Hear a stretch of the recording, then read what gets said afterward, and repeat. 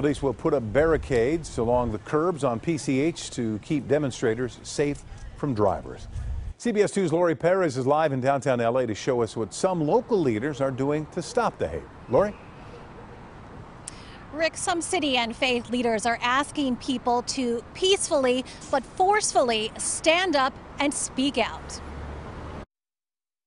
So I had to have my husband write a little bit of notes on what my sentiment would be, because if I spoke from the heart. Speakers at an interfaith rally in South L.A. Friday showed as much restraint as they could and then didn't. The masses of people will rise against you. We stand on the side of right. With blunt condemnation of the recent violence in Charlottesville and the president's response.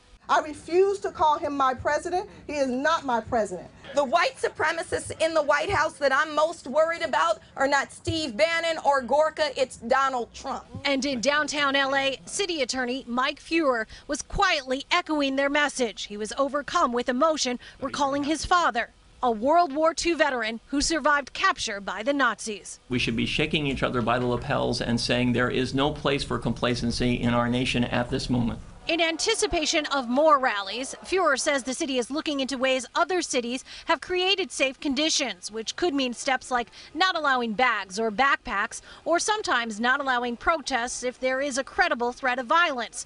Angelenos we spoke with say they understand the risk with protesting. They say they also know what could happen if they don't. Well, I mean, you have to do something. We can't just sit there and say nothing and do nothing. And the city attorney made a point to data that shows that the most significant concentration of hate groups in this country is not in the Deep South. He says it is right here in Southern California. Back to you.